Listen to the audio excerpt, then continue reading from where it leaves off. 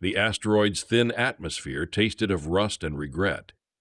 Cade Thorne stood at the observation deck of his makeshift shelter, watching the distant stars through a cracked viewport that had seen better decades. The dusty air made his chest tight, but he'd grown used to discomfort in the 3 years since his exile. His steel-gray hair caught the wan light from the emergency strips, and his weathered hands gripped the metal railing with the unconscious strength of a man who'd once commanded star fleets. The proximity alarm shattered the silence like a gunshot. Cade's blue eyes narrowed as he turned toward the scanner console, his slight limp more pronounced as he hurried across the cramped space. The readout showed a single craft approaching fast, too fast for a supply run, too small for a Vren patrol. His scarred knuckles whitened as he gripped the console edge, old instincts flaring to life. "Identify yourself or be fired upon," he growled into the comm, though his weapons array consisted of mining charges and stubborn pride.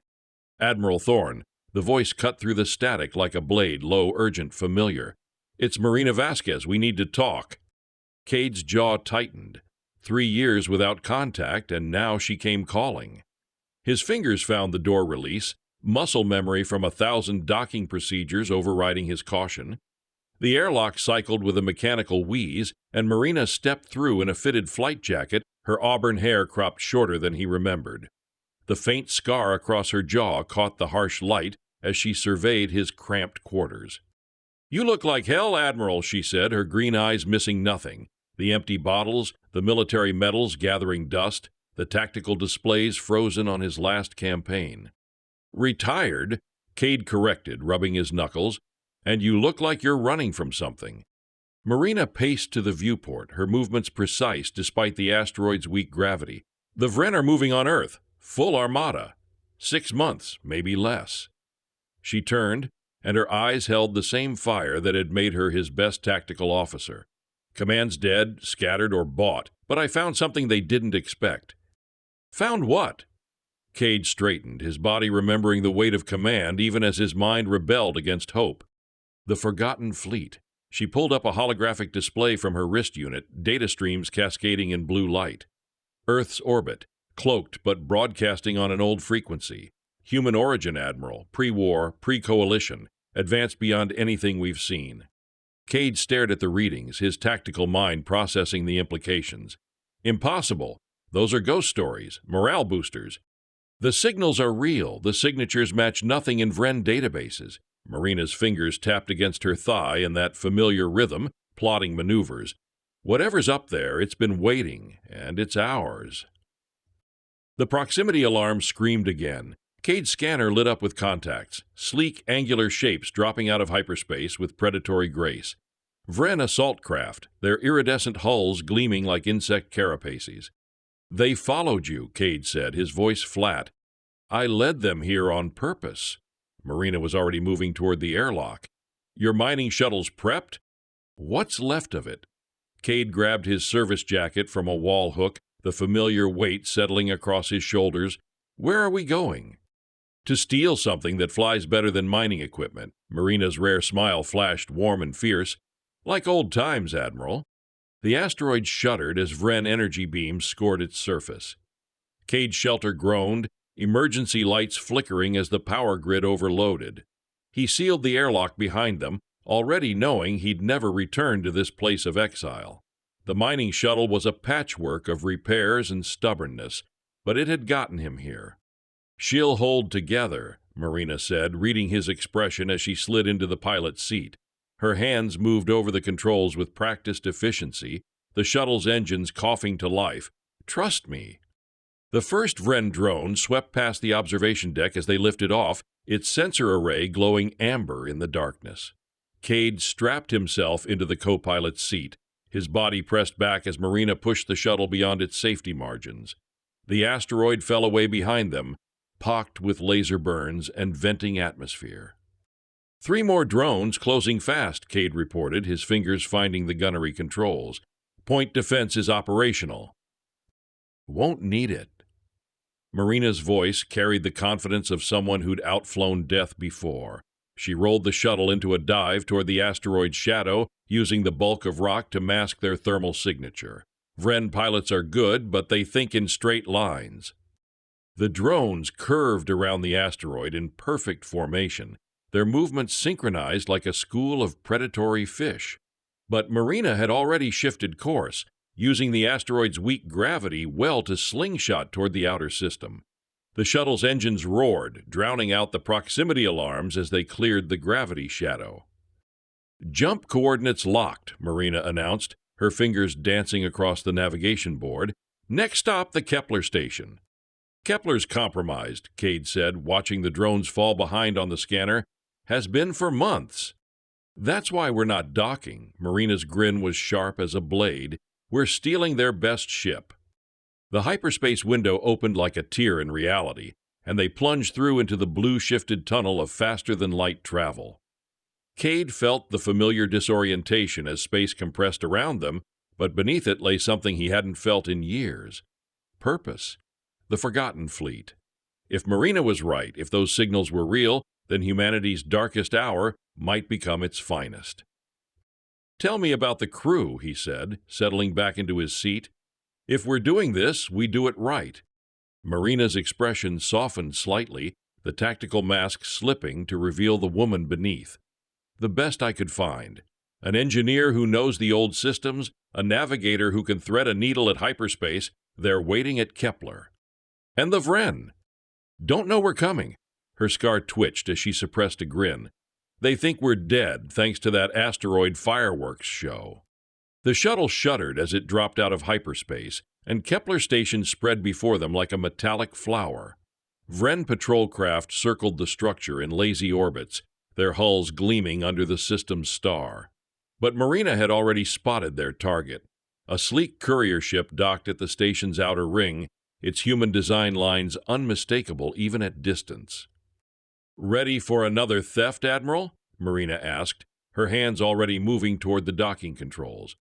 Cade rubbed his scarred knuckles and felt the old fire kindle in his chest. "Lead the way, Commander." The hunt for the Forgotten Fleet had begun. Kepler station hummed with the controlled chaos of a major trade hub, its corridors thick with the smell of recycled air and industrial lubricants. Cade limped through the crowds, his military bearing drawing suspicious glances from Vren collaborators. The station's artificial gravity pulled at his old leg wound, but he kept his pace steady, following Marina's lead through the maze of commerce and corruption. "There," Marina whispered, nodding toward a maintenance bay where two figures hunched over a diagnostic panel. "Our engineer." The man looked up as they approached, his brown eyes squinting in the harsh overhead lights. Oil stains darkened his work coveralls, and his calloused hands never stopped moving, adjusting tools with practiced precision. A wiry beard framed his weathered face, and he smelled faintly of ozone and metal shavings. "Derek Webb," Marina said by way of introduction, 20 years keeping human ships flying in Vren space. "Admiral Thorne." Derek straightened, wiping his hands on a rag, his voice rumbled like distant thunder. "Heard you were dead." Greatly exaggerated. Cade studied the engineer, noting the steady hands and direct gaze. "What do you know about pre-war systems?" "More than most, less than I'd like." Derek chewed his lower lip, a habit that deepened under scrutiny. "Worked on museum pieces before the Coalition locked down human tech. If this fleet's what the commander says it is—" He trailed off, but his eyes lit with the hunger of a craftsman glimpsing perfection. The second figure stepped forward, small, quick, with long black hair bound in a tight braid. Her dark eyes darted between them, assessing threats and exits with the paranoia of someone who'd survived in occupied space. She shifted her weight from foot to foot, restless energy barely contained. "Kira," she said, her voice soft but rapid. "Navigator, absolute best pilot between here and the outer rim." "Modest," Cade observed dryly. "Accurate." Kira's fingers twitched at her sides, tracing invisible course plots. "Got us through the Vren blockade at Proxima. Flew a supply run to the resistance cells at Vega. Your reputation precedes you, Admiral." "Along with my failure," Cade said, his jaw tightening. "I hope you're prepared for that possibility." "Failure's just another variable to navigate around." Kira's quick smile was genuine. "Besides, the alternative is watching Earth burn." A new voice cut through the maintenance bay's ambient noise, smooth, cultured, with the hint of an accent that suggested expensive education. An inspiring sentiment, though perhaps premature. They turned to see a tall, lanky man approaching, his dark hair slicked back and his pale eyes avoiding direct contact. Everything about him seemed calculated, from his expensive civilian clothes to his too-perfect smile. He extended a hand that felt soft and cold.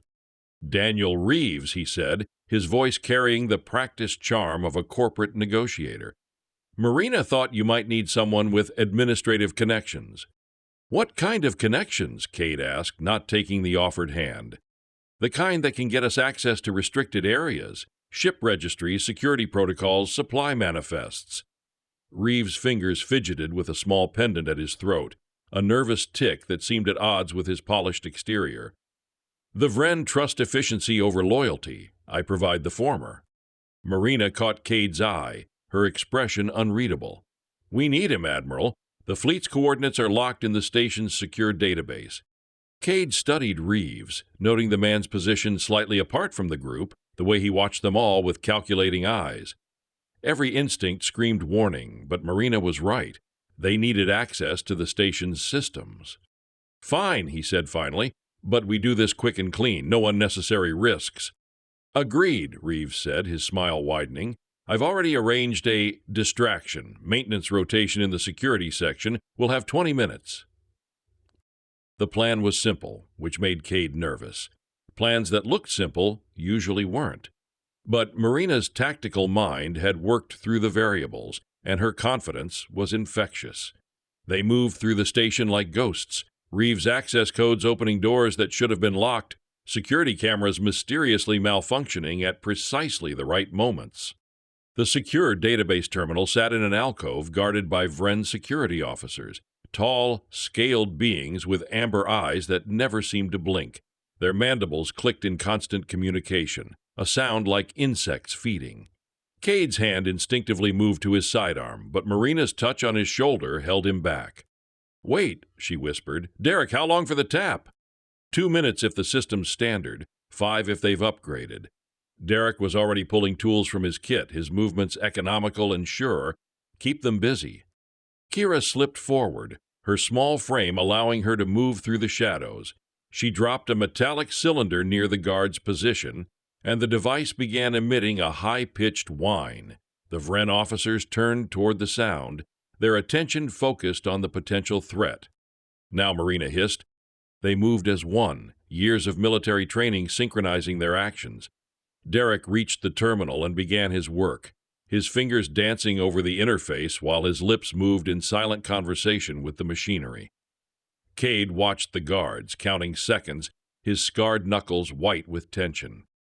"Got it," Derek whispered, ejecting a data chip from the terminal. "Coordinates, security protocols, everything." "Time to go," Reeves said, his voice strained. "The distraction won't last much longer." They retreated through the station's corridors, moving with the practiced efficiency of a team that had worked together for years rather than hours. The courier ship waited in its docking bay, sleek and predatory, its human design lines a stark contrast to the organic curves of Vren technology. "Beautiful," Kira breathed, her hands already moving toward the airlock controls. "Modified drives, enhanced sensors, military-grade armor. Whoever owned this baby knew quality." "Former owner won't be needing it," Marina said, her tone flat. "Political prisoner transported yesterday." The ship's interior was cramped but efficient, every surface designed for maximum utility. Cade settled into the captain's chair, feeling the familiar weight of command settle across his shoulders. The bridge hummed with quiet power, displays coming online as the crew took their positions. "Kira, plot a course for Earth," he ordered. "Stealth approach, minimal energy signature." "Aye, Admiral." Her fingers flew over the navigation console, course vectors appearing on the main screen. 3-day journey, assuming we can avoid the patrol routes. "Derek, I want this ship running silent. No unnecessary emissions, no active scans." "She's built for it," Derek replied, his hands already deep in the engine controls. "Previous owner was paranoid about Vren detection. Lucky for us." The ship lifted from the docking bay with barely a whisper of thrust, its stealth systems engaging automatically. Kepler Station fell away behind them, a monument to human collaboration and Vren dominance. But ahead lay Earth, and somewhere in its orbit, the forgotten fleet waited. "Admiral," Reeves said, his voice carrying an odd note, "there's something you should know.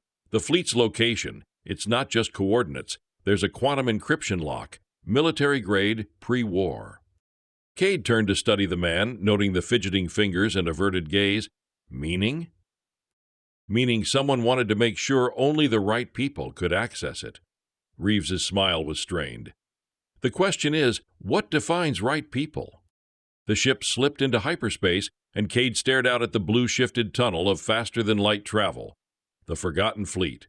If it was real, if it was everything Marina claimed, then humanity might have a chance.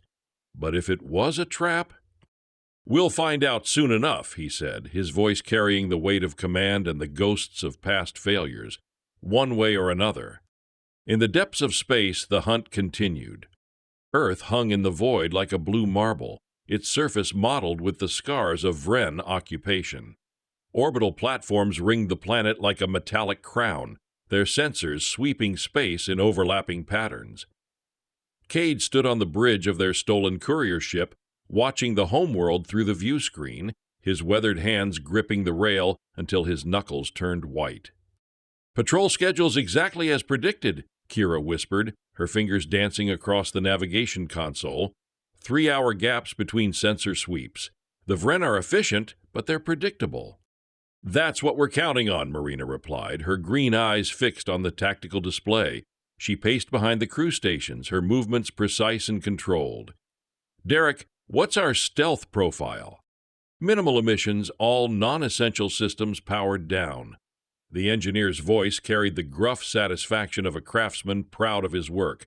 "We're running so quiet, we're practically invisible." Almost invisible. Cade's tactical mind cataloged the risks, thermal signatures, gravitational anomalies, the simple bad luck of being in the wrong place when a patrol decided to deviate from routine. But the alternative was abandoning the mission, letting Earth fall to the Vren armada without a fight.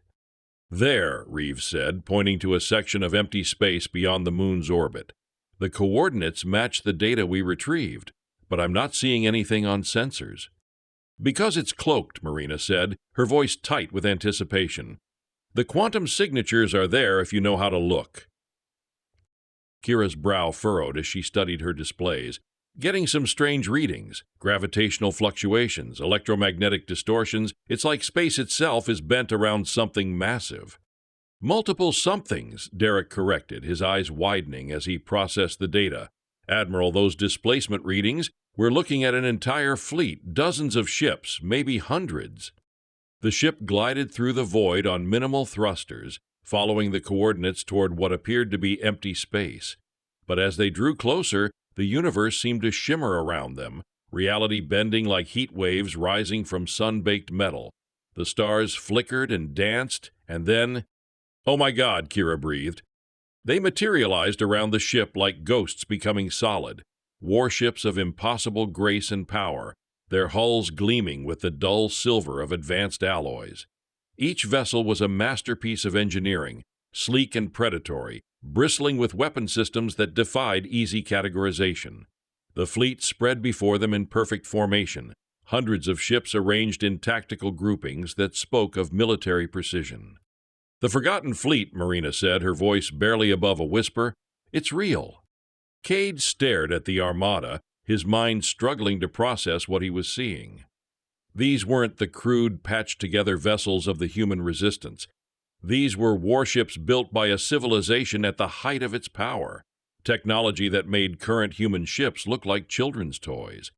"The design signatures," Derek said, his voice thick with awe, "they're human, but advanced beyond anything in our databases. Look at those hull configurations, those weapon arrays. This is centuries beyond our current capability." "How is that possible?" Kira asked, her fingers twitching as she tried to plot courses around the massive vessels. "These ships predate the Vren invasion by decades." "Because they're from before the fall," Reeves said, his voice carrying an odd note. "Before humanity forgot how to dream of the stars instead of just surviving among them." A proximity alarm chimed softly, and the view screen showed a sleek patrol craft approaching from the planet's direction. Vren design, its organic curves and iridescent hull marking it as a scout vessel. The ship moved with the lazy confidence of a predator that had never encountered serious opposition. "They're not scanning us," Kira reported, her voice tense. "Routine patrol, but they're heading right for our position." "The cloaking field extends around us," Marina observed, studying the tactical display. "We're inside the fleet's stealth envelope." "But for how long?" Cade asked. "If they start active scanning—" "They won't," Reeves said with surprising confidence. "The Vren consider this sector empty space. They've been patrolling it for years without finding anything." The scout ship glided past, its sensors sweeping the area where the forgotten fleet waited in perfect silence. The Vren crew had no idea they were passing through the midst of humanity's greatest military achievement, their instruments fooled by technology that bent space itself to hide an entire armada. "Amazing," Derek whispered. "The cloaking system isn't just hiding the ships, it's creating localized space-time distortions. The physics involved—" He trailed off, his mind racing through equations and possibilities. "Can we access the fleet?" Marina asked, her tactical mind already working through the implications. "Board one of the ships, see what we're dealing with?" "The nearest vessel is broadcasting a docking frequency," Kira reported. "Old human military codes, but my translation software recognizes them." "Then we dock," Cade decided. "Carefully. We don't know what automated systems might be active." The courier ship approached the nearest warship, a massive dreadnought that dwarfed their stolen vessel. Its hull was seamless, unmarked by the patina of age or the scars of battle. As they drew closer, a section of the hull irised open, revealing a docking bay large enough to accommodate a dozen ships their size. "Artificial gravity, breathable atmosphere," Derek reported, his instruments painting a picture of systems maintained in perfect readiness. "Whatever's keeping this fleet operational, it's been running for decades." They docked with barely a whisper of contact, the ship's clamps engaging automatically. The bridge fell silent except for the hum of life support systems and the distant vibration of the dreadnought's reactor. Cade checked his sidearm, noting the crew's nervous energy. "Standard away team protocols," he ordered. "We don't know what we're walking into." The airlock cycled, and they stepped into the dreadnought's docking bay. The space was vast, its walls lined with maintenance equipment and empty berths for fighter craft. Emergency lighting cast long shadows across the deck, and their footsteps echoed in the cavernous space. "The air tastes old," Kira said, her voice hushed, "like it's been recycled for years." "Decades," Derek corrected, his instruments detecting trace isotopes that spoke of long-term system operation. "This ship's been maintaining life support automatically, waiting." "For what?" Marina asked, her hand resting on her weapon. "For us," Reeves said, his voice carrying that odd note again. "The quantum encryption, the docking codes, the fact that we found this place at all. This fleet was hidden here deliberately, waiting for the right moment."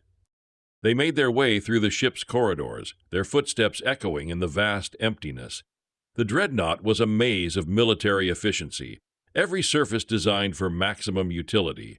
But it was also beautiful, its lines flowing like poetry written in metal and composite. "The bridge is this way," Kira said, following the ship's directory system, 2 decks up, forward section. The bridge was a testament to human engineering at its finest. Command stations arranged in perfect harmony, displays showing tactical data in formats that were both alien and familiar. At the center, the captain's chair waited, its design suggesting authority and command. "My God," Marina breathed, her eyes wide as she took in the sophisticated systems. "The tactical capabilities of this ship alone, we could take on a Vren battle group." "An entire fleet of these ships," Cade said, his voice heavy with the weight of possibility. "What could we do with an entire fleet?" "Win," Marina said simply. "For the first time in decades, we could actually win." But as they stood on the bridge of the ancient warship, surrounded by the ghosts of humanity's golden age, Cade felt the familiar weight of command settling on his shoulders. The forgotten fleet was real, more powerful than anything in their dreams. But power without wisdom was just another form of destruction. "We need to understand what we're dealing with," he said, his voice carrying the authority of command. "Every system, every weapon, every capability. If we're going to use this fleet, we need to know what we're unleashing." The hunt for the forgotten fleet was over. Now the real work began. The dreadnought systems hummed to life under Derek's skilled touch, displays flickering from dormant amber to active blue as decades of slumber ended in moments. The engineers' weathered hands moved across the control panels with reverent precision, each gesture awakening another aspect of the ship's awesome power. "Reactors at 40% and climbing," he reported, his voice thick with professional admiration. "Weapon systems are online, shields at full strength. This beauty's ready for war." Cade stood at the tactical station, studying the fleet's disposition through the ship's sensors. Hundreds of vessels spread across space in perfect military formation, destroyers, cruisers, carriers, and dreadnoughts like this one. Each ship represented technology decades beyond anything the human resistance had fielded. "Admiral," Kira called from the navigation console, her fingers dancing over the controls, "I'm detecting movement from the planetary defense grid. 3 patrol squadrons are changing course, heading this way." "Routine patrol shift," Reeves said, his voice carrying that same odd confidence. "They rotate every 6 hours, nothing to worry about." But Marina's sharp eyes had caught something else on the sensor display.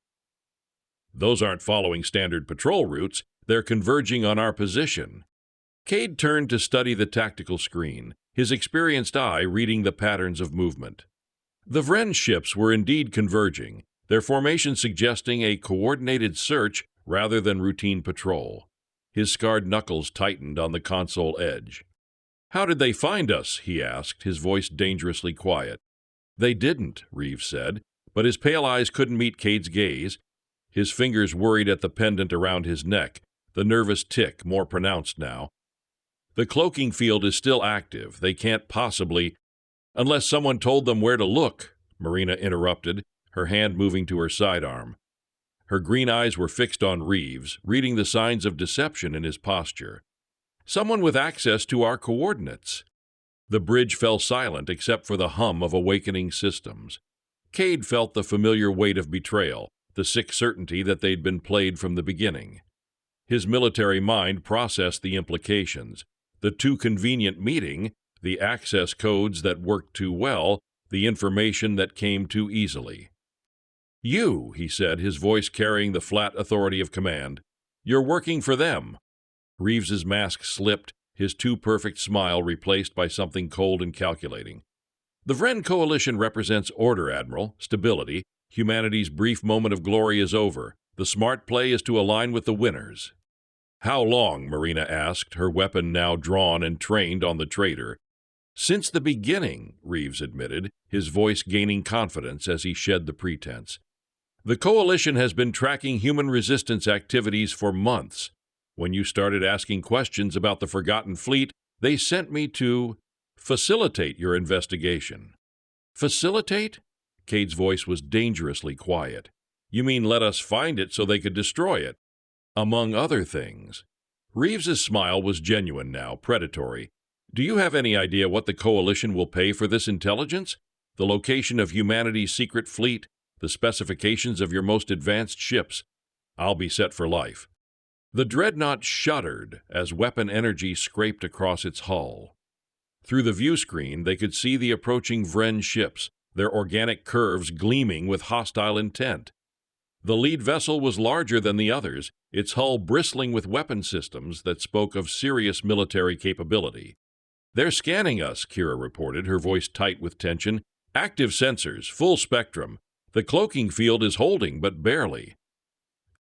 "How many ships?" Marina asked, her weapon still trained on Reeves. 12 vessels, battle configuration, 3 heavy cruisers, 6 destroyers, 3 scouts?" Kira's fingers flew over the navigation console. "They're spreading out, surrounding our position." "They can't see us," Derek said, his voice carrying hope and doubt in equal measure. "The cloaking technology is beyond anything they have." "But they know we're here," Cade said grimly, "thanks to our friend." A new alarm chimed, and the main display showed critical system failures cascading through the ship. Sparks flew from control panels as circuits overloaded, and the lights flickered ominously. "What's happening?" Marina demanded. "Sabotage," Derek reported, his voice thick with anger. "Someone's introduced a cascade virus into the ship's systems. It's spreading through the network, shutting down critical functions." "When?" Cade asked, though he already knew the answer. "While we were exploring the ship," Reeves said, his voice carrying smug satisfaction. "A simple data tap, uploaded when I accessed the navigation systems. The virus is designed to disable your fancy fleet from the inside." The bridge lights died, plunging them into the red glow of emergency illumination. The dreadnought's systems groaned under the assault of malicious code, decades of perfect maintenance undone in moments. Through the view screen, they could see the Vren ships closing in, their predatory formation tightening like a noose. "Can you stop it?" Marina asked Derek, her voice sharp with urgency. "I'm trying," the engineer replied, his hands dancing over the emergency controls. "The virus is adaptive, self-modifying. It's like fighting smoke." "How long do we have?" Cade asked. "Minutes," Derek said grimly, "maybe less." The first Vren ship opened fire, its weapons targeting the space where the dreadnought waited in wounded silence.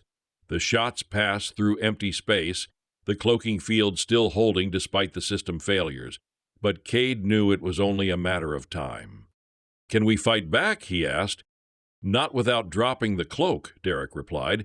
"The moment we power up weapons, they'll see us." "Then we run," Marina said, her tactical mind already working through the possibilities. "Get back to our ship, retreat to a safe distance." "No," Cade said, his voice carrying the weight of command. "We're not abandoning this fleet, not when we're this close." He turned to Reeves, his blue eyes carrying the cold fury of a man who'd seen too much betrayal. "You're going to help us fix this." "I don't think so," Reeves replied, his hand moving toward a concealed weapon. "My job here is done." Marina's shot took him in the shoulder, spinning him around and sending him crashing into a console. She was on him in an instant, her weapon pressed against his throat. "The virus," she said, her voice deadly calm. "How do we stop it?" "You don't," Reeves gasped, his face pale with shock and pain. "It's already too late. The Coalition fleet will be here within the hour, and when they arrive, they'll find nothing but wreckage." The dreadnought shuddered again as more systems failed.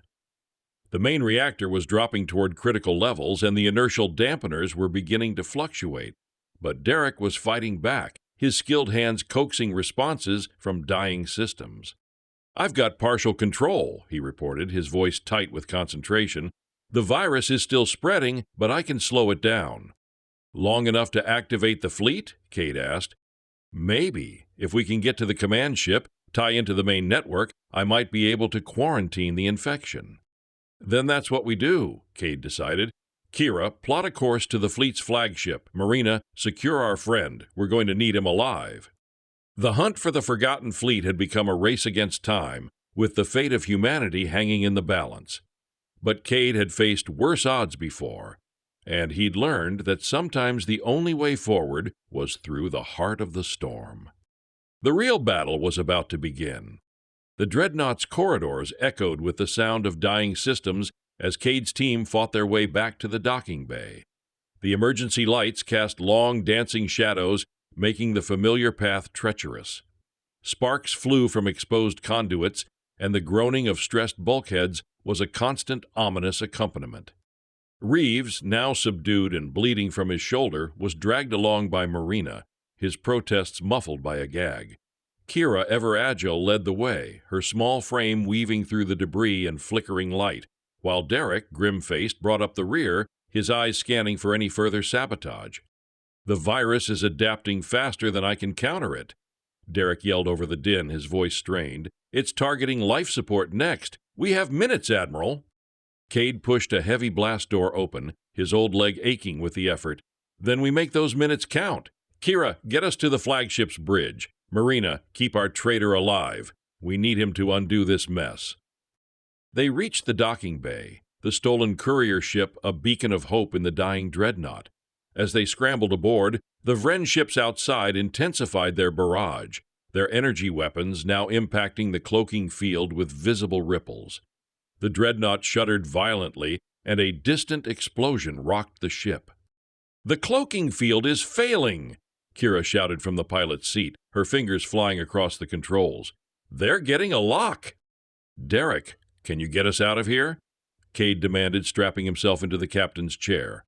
"I'm trying to override the dreadnought's docking clamps, but the virus is fighting me every step of the way." Derek grunted, sweat beading on his forehead. "It's like trying to wrestle a ghost." Suddenly the main view screen flickered, and a Vren commander's face appeared, scaled and reptilian, with eyes that gleamed with cold intelligence. "Admiral Thorn, your futile resistance ends here. Surrender, and your death will be swift." Cade stared at the Vren, his face a mask of grim determination. "You underestimate humanity, Commander. We don't surrender." With a final, desperate surge of power, Derek bypassed the failing clamps. The courier ship lurched free, narrowly avoiding a direct hit from a Vren cruiser. Kira expertly maneuvered them out of the docking bay, the massive dreadnought now a crippled target, its cloaking field collapsing in shimmering waves. "They're firing on the dreadnought!" Kira cried, her voice filled with despair as the Vren concentrated their fire on the helpless warship. "It's a diversion," Cade said, his voice hard. "They want us to think the fleet is lost, but we're not letting them win." He turned to Derek. "How do we get to the flagship? What's the fastest way to bypass the virus?" "There's an emergency maintenance tunnel," Derek replied, pointing to a schematic on a flickering display. "It runs through the core systems. If we can get a small team in there, we might be able to manually override the virus's core protocols." "Then that's our target," Cade declared. "Kira, get us to the flagship. Marina, you're with me. Derek, keep this ship flying and try to buy us more time." The courier ship, small and agile, weaved through the chaotic battle, dodging Vren fire as they approached the fleet's command ship. The flagship was a behemoth, even larger than the dreadnought, its pristine hull now scarred by the Vren's relentless assault.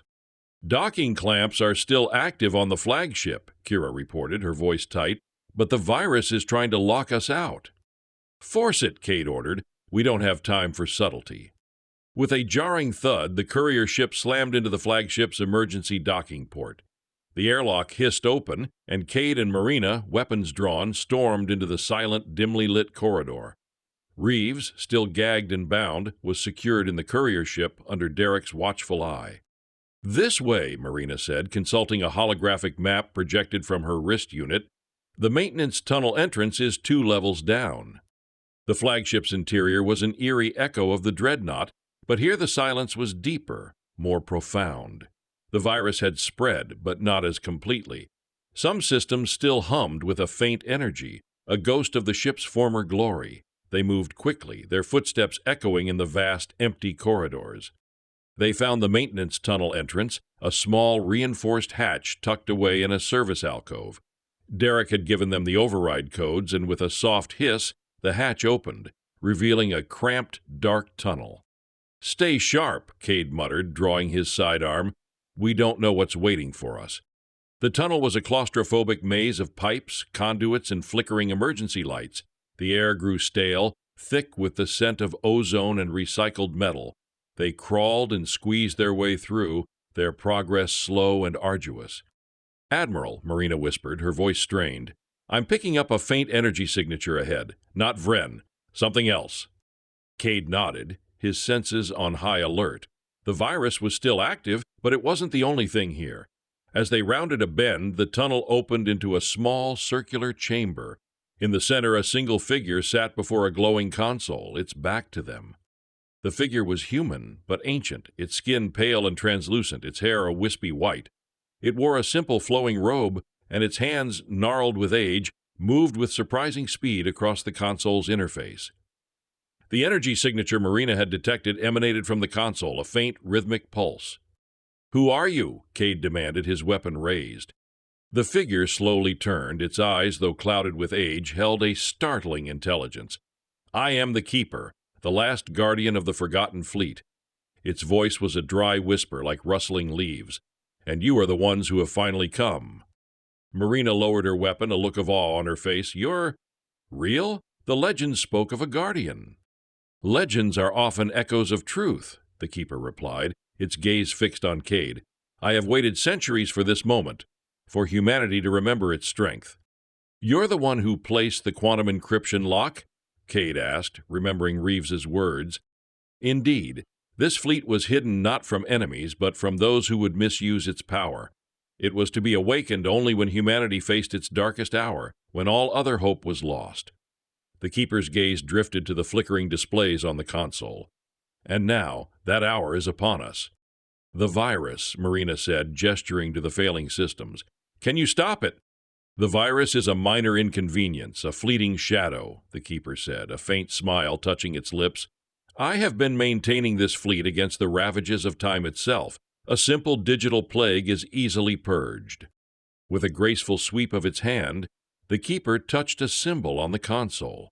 A wave of shimmering blue energy pulsed outwards, and on the distant displays, the cascading system failures began to reverse. The red emergency lights on the flagship's bridge flickered and then snapped back to full blue. "The virus is contained," Derek's voice crackled over Cade's comm. "Admiral, the flagship systems are coming back online. The rest of the fleet is responding too." "Amazing," Kira breathed, her voice filled with renewed hope. "The fleet is yours, Admiral Thorne," the Keeper said, its voice gaining a surprising strength. "It was built for this purpose, to defend Earth, to reclaim what was lost." "But we don't know how to command these ships," Cade admitted. "The technology is too advanced." "The knowledge is within you," the Keeper said, its eyes piercing. "It is in your blood, in your spirit. The command protocols are intuitive, designed to respond to human thought. You need only remember." As the Keeper spoke, a faint hum resonated through the chamber, and Cade felt a strange sensation, a rush of information flooding his mind. Schematics, tactical data, weapon systems, all the complex knowledge of the Forgotten Fleet seemed to settle into his consciousness, not as a burden, but as an innate understanding. He saw the fleet not as a collection of individual ships, but as a single, unified entity, an extension of his own will. "I understand," he whispered, the words feeling alien on his tongue, yet profoundly true. "Go, Admiral," the Keeper urged, its voice fading slightly. "The fleet awaits its true commander." Cade and Marina hurried back through the maintenance tunnel, the flagship's systems now fully restored, its corridors brightly lit. They burst onto the bridge where Derek and Kira were already cheering, watching the Vren fleet on the main view screen. "Admiral," Derek shouted, his face beaming, "the fleet is fully operational, shields are up, weapons are charged, we're ready." Cade walked to the captain's chair, the weight of command no longer a burden, but a mantle of power. He sat, and the chair molded itself to his form, the controls rising to meet his hands. He looked at Marina, Derek, and Kira, his crew, his family. "Kira, open a channel to the Vren commander," he ordered, his voice resonating with newfound authority. The Vren commander's face reappeared on the view screen, his reptilian features contorted in confusion. "What is this? Your fleet was destroyed!" "You were mistaken, Commander," Cade said, his voice calm and steady. "You have trespassed on human territory. Withdraw your forces or face the consequences." The Vren commander snarled. "You speak of consequences, human. You are a dying race. Your fleet is a ghost." "Then let this ghost haunt your dreams," Cade replied, his eyes burning with a cold fire. "Derek, target their heavy cruisers. Kira, prepare jump coordinates for the rest of the Vren fleet. Marina, coordinate defensive maneuvers." "Aye, Admiral," they responded in unison, their voices filled with a renewed sense of purpose. With a silent command from Cade, the Forgotten Fleet stirred. Hundreds of warships, once dormant, now moved with a terrifying grace, their weapon systems glowing with latent power. The Vren fleet, caught off guard, scattered in disarray as the first volleys of energy lances erupted from the human ships, tearing through their shields and hulls. The battle was swift and decisive.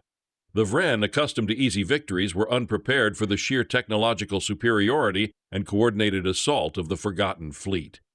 Their heavy cruisers exploded in brilliant fireballs, their destroyers were cut down like chaff, and their scouts, once so confident, fled in terror. Within minutes, the Vren commander's flagship was crippled, its shields shattered, its engines burning. Cade watched as the commander's face, now etched with fear, flickered on the view screen.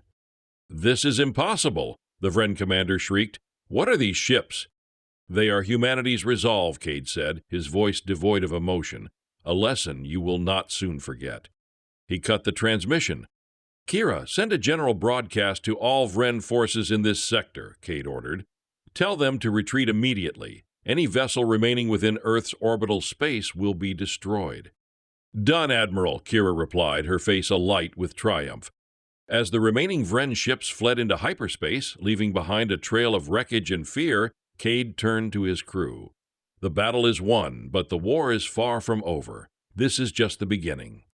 Over the next few weeks, the Forgotten Fleet, under Cade's command, systematically purged the Vren from Earth's solar system. Orbital platforms were reclaimed, Vren outposts were dismantled, and the planet itself began to heal from the scars of occupation. The news of humanity's resurgence spread like wildfire through the galaxy, igniting hope in oppressed systems and striking fear into the hearts of the Vren coalition. Reeves, the traitor, was interrogated. Under the influence of a truth serum, he revealed the full extent of the Vren's intelligence network and their plans for galactic domination. This information proved invaluable, allowing Cade to anticipate Vren movements and strike preemptively. Reeves was eventually handed over to a newly formed human tribunal, his fate sealed by his betrayal. The Keeper, having fulfilled its ancient duty, slowly faded, its form becoming more ethereal with each passing day. Before it finally dissolved into pure energy, it imparted one last message to Cade. "The fleet is a tool, Admiral. Use it wisely. Humanity's future rests on your shoulders. Remember the dream." Cade took those words to heart. He established a new human coalition, not one based on old rivalries and political squabbles, but on unity and a shared purpose. The Forgotten Fleet became the spearhead of this new era, pushing back against the Vren and liberating enslaved worlds. Humanity, once on the brink of extinction, was now a formidable force, a beacon of hope in a galaxy that had forgotten what true freedom felt like. Marina became Cade's first officer, her tactical brilliance indispensable in their ongoing campaign. Derek, the engineer, led the efforts to reverse engineer the Forgotten Fleet's technology, sharing its secrets with human scientists and engineers, ushering in a new golden age of technological advancement. Kira, the navigator, charted daring new hyperspace routes, allowing the fleet to strike deep into Vren territory, surprising and overwhelming their forces. The war was long and arduous, but with each liberated world, with each Vren defeat, humanity's resolve grew stronger. The galaxy, which had fallen one planet at a time, was now being reclaimed, one star system at a time. The Forgotten Fleet, once a ghost story, was now a living legend, a testament to humanity's enduring spirit and its refusal to surrender. Years passed. The Vren coalition, once a monolithic empire, crumbled under the relentless pressure of the human coalition. The last Vren strongholds fell, and their leaders were brought to justice. The galaxy was finally free. Cade Thorne, now an elder statesman, stood on the newly rebuilt orbital platform above Earth, watching the stars. The scars of war remained, but they were now symbols of triumph, not failure. The Forgotten Fleet, no longer hidden, patrolled the newly established borders of the human coalition, a silent guardian of peace. He thought of the Keeper, of the ancient dream of humanity reaching for the stars. He thought of the sacrifices made, the lives lost, and the hope that had been rekindled. The galaxy was safe for now, and humanity, having faced its darkest hour, had emerged stronger, wiser, and more united than ever before. The Forgotten Fleet had not just saved them, it had reminded them of who they truly were. The hunt was over, and the future, finally, was their own.